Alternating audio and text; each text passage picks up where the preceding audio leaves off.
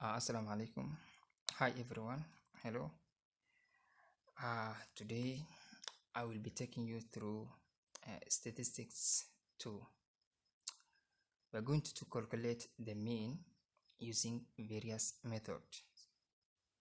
There are three methods used to calculate mean, and these three methods are: the first one is direct method,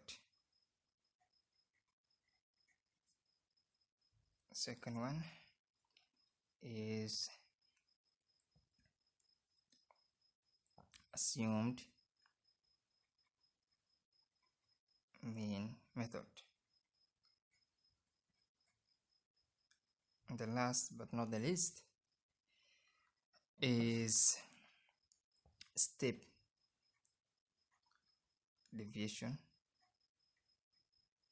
method.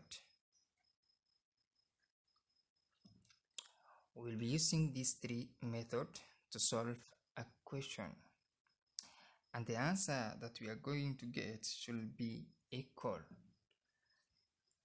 Let's look the question. The question states that the data below shows the time taken by 30 athletes who took part in 400 hits, time in seconds, and number of athletes. The question says calculate the mean time. So we are using the first method, which is direct method.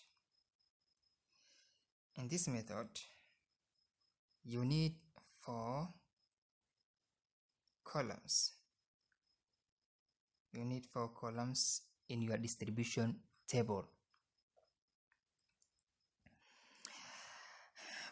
The first column is the class column. The second column is the frequency column. The third column is midpoint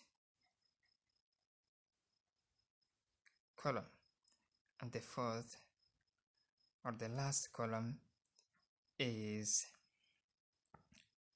FX column.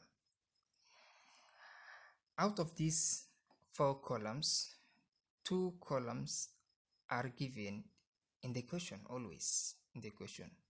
The 2 columns that are given in the question are these two, the class and the frequency column. The values of the class and the frequency column are given in the question. So you need to derive these 2 columns, that's the midpoint and FX column. The midpoint, you derive the midpoint from the class column, and FX column is derived from midpoint and the product of midpoint and frequency. So let's now see the distribution table using this method, direct method. This is the distribution table. We have filled the class column, and we have said the class column is always given in the question, and this is the class column we filled. So let's now derive the midpoint column from the class column, and it's very easy to derive the midpoint column from the class column. This is the lower limit of the class, and this is the upper limit of the class. We just add the lower limit and the upper limit, and we divide by 2. So if you add 53, 43 and 46, and then you divide by 2, you are going to get 44.5. If you add 47 and 50 and you divide by 2, you are going to get 48.5. So instead of now adding the upper limits and the lower limits and dividing by 2 to get the midpoint, you just add the first one to the class length or class limit. Class length or class width, sometimes it's called class interval. The class length or the class width or the class interval is the difference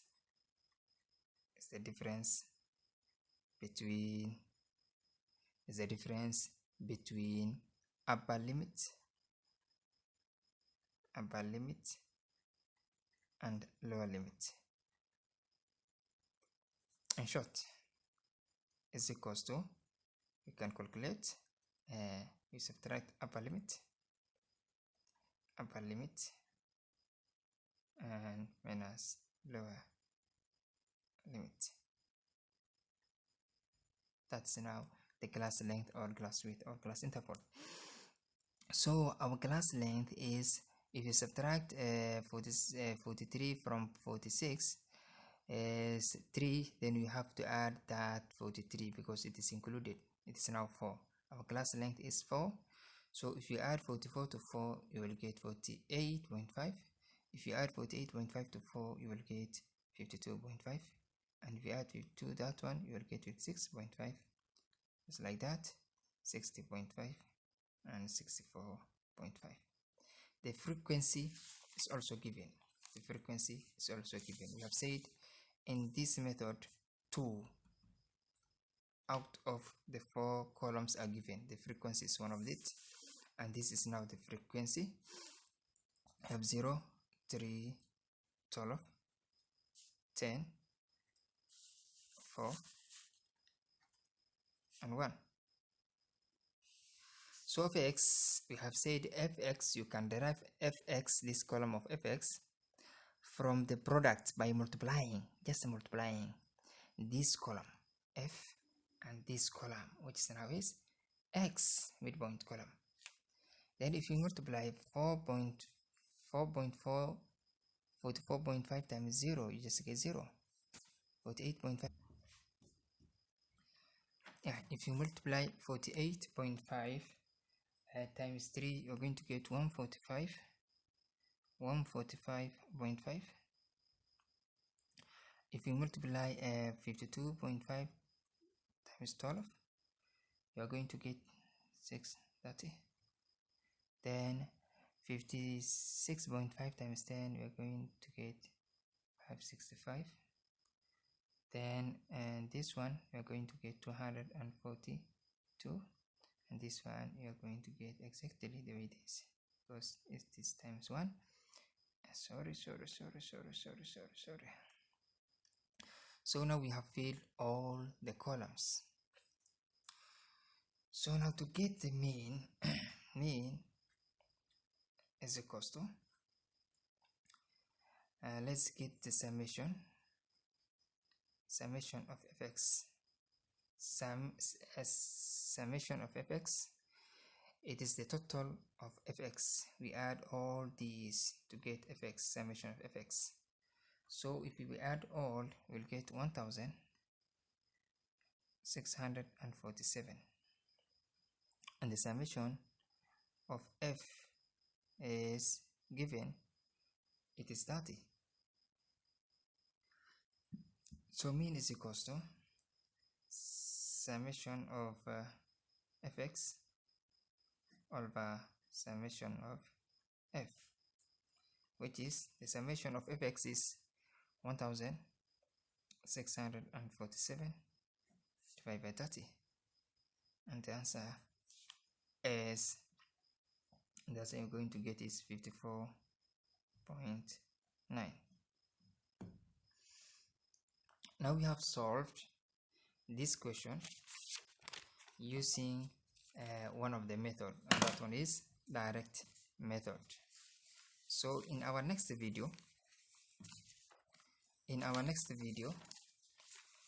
we are going to calculate the mean of this question, the mean of this data, using assumed mean. So be ready, revise, and please subscribe to our channel and also click the notification bell so that you will be the first to watch our videos. Thank you.